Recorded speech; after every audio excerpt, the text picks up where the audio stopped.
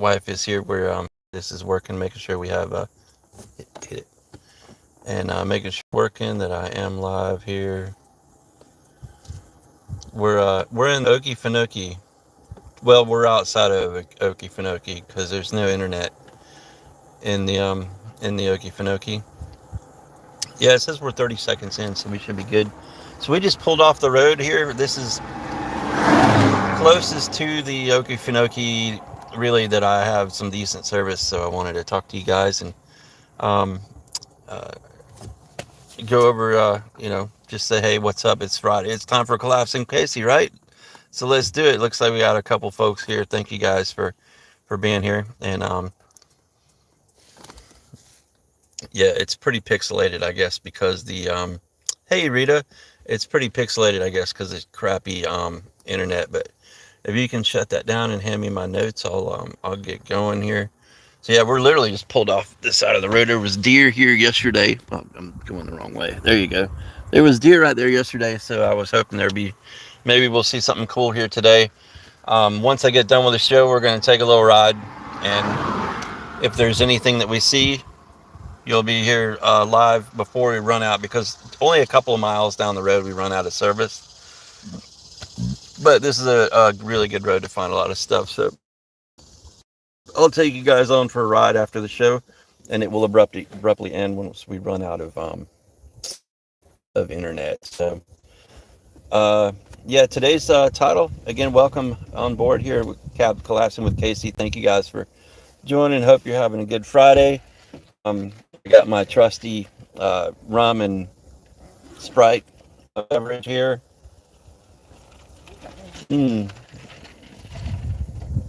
Very quickly, make sure you get all. Can't really test your kit fully, right? Yeah, Rita, that is a scary title. And there's kind of two meanings to that. Also, obviously have your stuff, your exit kits.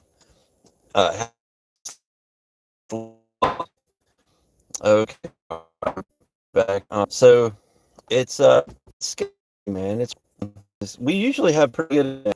So I also wanted to add, just share some humor into this thing. Not thinking is the antidote to despair. Pizza and tacos, I do declare.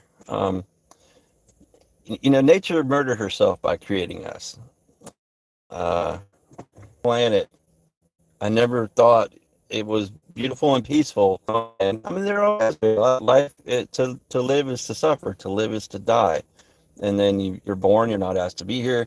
You got to deal with all this shit. Pay rent. You got to go to.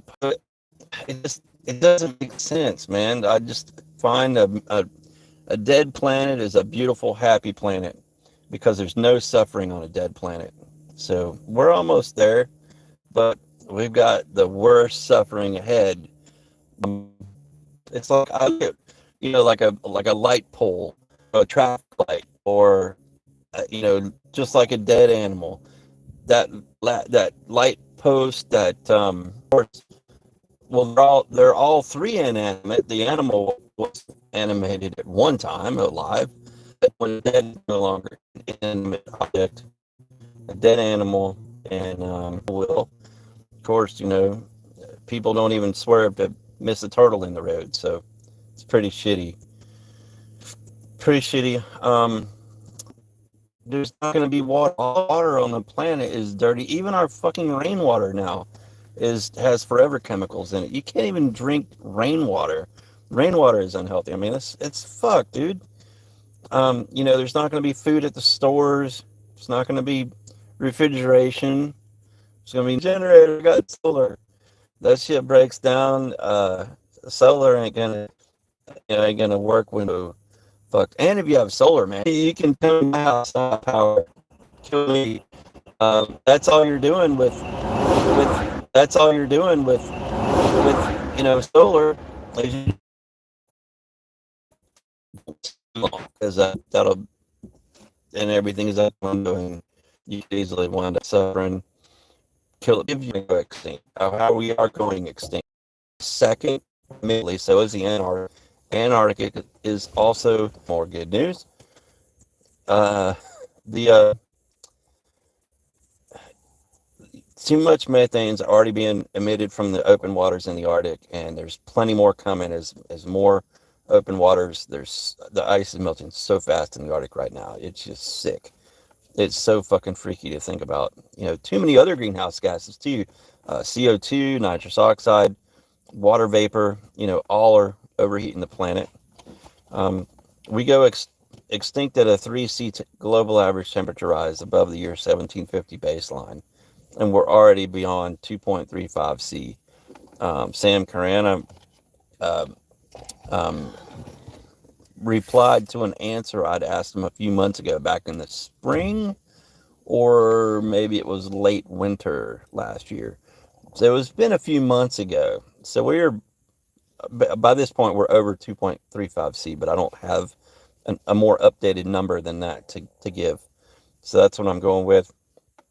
Economic and societal collapse, as all the cheap oil and energies have been distracted from the planet, or extracted, it should say, and then extracted from the planet, or extracted, it should say, and then burnt right up. And to talk about the time they don't they come right up and to talk about the time they compare the old, the other mass extinction events and how long they took. Well, those were more natural. No species has dug up 450 million years, or sorry, all occurred in the last 25 years. Or so the normal rate of a species going extinct is like every 1 million years, a species going extinct. We drive 150 to 200 species a day extinct, and have been doing that for well over a decade. I mean, um, and it's been a lot longer than a decade, but that's just what's on record. So I'll go with that just to be conservative. Um, you know, when countries collapse again, there won't be food, water, fuel. 30% loss of industrial activity worldwide will cause loss of aerosol masking. Add another 1C of heating in just a matter of days to a couple weeks. That's why I really like what Guy McPherson says about he's only got like really planning on 2.5 weeks of life. And he's in a more remote, be ready to go in a probably matter of a couple in a row. That's collapse. That's chaos. And yeah, after collapse happens, full collapse, then nothing's going to come back on. I'm glad where I'm at, a little bit farther away from everything, and down the road, just a few miles away, we have a couple of places we can go if we need to. They're even more remote. So I'm really thankful for that. So that's why I have about 2.5 weeks worth of prep as far as water, and where our friends have well water, so we're safe there. Only for a little bit though, because obviously the aerosol masking effect. I mean, even though we might be lucky that nobody might come and kill us where we're at, we're still gonna have all the other laws of nature, and everything that's gonna happen go down. So the other day in the Chick-fil-A, they're outside eating Christians secret ingredients. So I was just paying it forward there from Chick-fil-A. mm.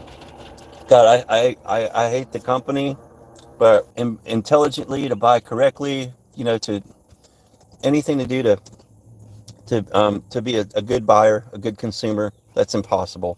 Everything is so corrupt. There's nowhere that's good or safe or cool to get anything. So you're just you just got you somewhere. Oh man, we were in an ice age. Did any of this stuff, does it say that I'm a flat earther? And it's just, people are really, oh, it was Punk Rock Farmer. I probably should unfollow. Dude, I was getting comments from there. Was a fucking moron. We're at overpopulation, overshoot on every level.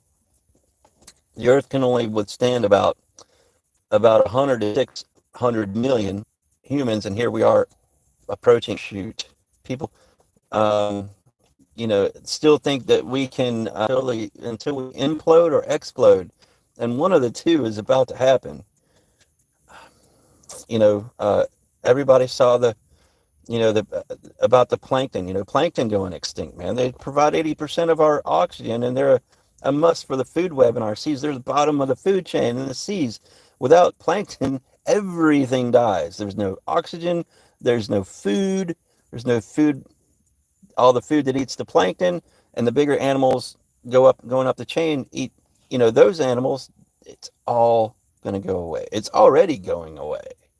They found more trash, more pollutants in the water than fucking what they expected to find in the number of plankton. They found more in trash, and the plankton was like almost, sometimes there was no source samples of plankton in a 1 liter sample, and there's typically supposed to be, I think, or less than one of the samples. People just can't connect dots. They don't understand how intertwined and intermingled everything is in the ecosystem and in the economy, and how those are connected, because obviously without a healthy environment we can't have a healthy economy, and we're way beyond all that at this point. So, in essentially no time, you know uh, I think somebody said maybe it was Guy McPherson said that it was only in the last 25 years is most of the fossil fuel and greenhouse gas use that we pumped into the atmosphere. Mostly that's been done in just the last 1,000 years of human history. I mean, that's incredible when you really. It's the thing is trying to damn keep losing you guys. Only 20 minutes. Little thunder, but we need some rain. I'm hoping for some rain. The rain will bring out. It's hot right now. It wasn't supposed to be this hot. It's like 5 degrees warmer than it was supposed to be. If it rains, it'll cool everything off and bring out the animals. So I'm hoping for some rain because I want to see some stuff. We've seen a little bit already. We've been here about 24 hours now, and put in a lot of miles and a little bit of walking. And but we were hoping to see more. Um,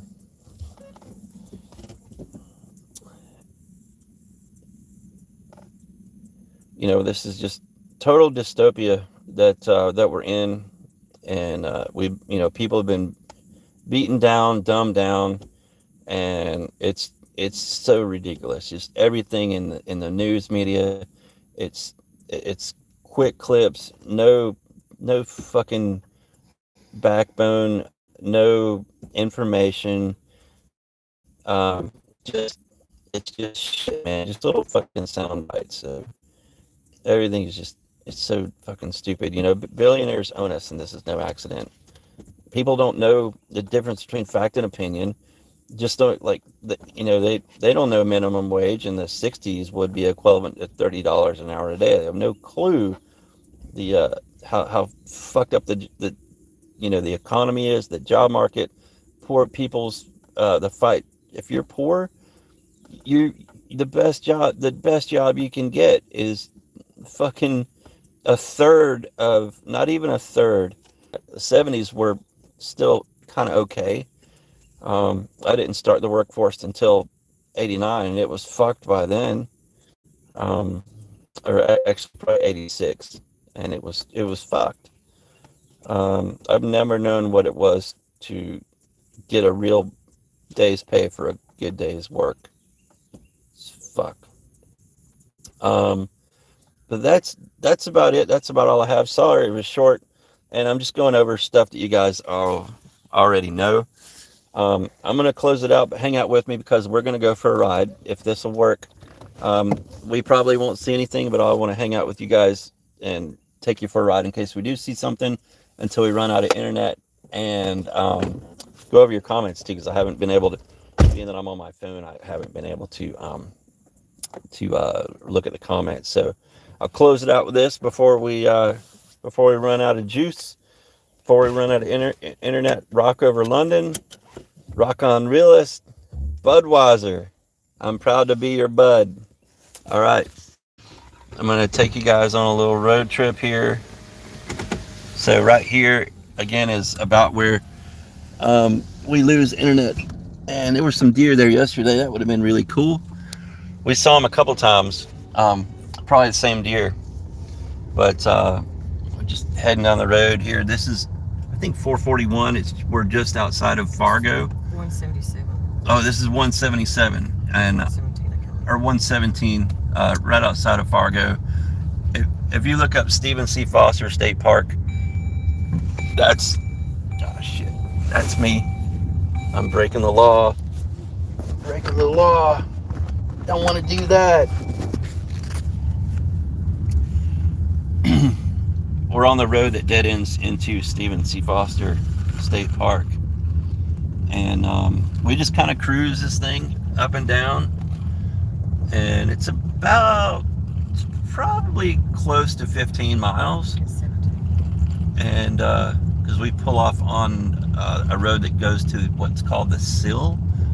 And it's like kind of a dam at the Sewanee, at the inside of the reserve. The reserve at Okefenokee State Park, or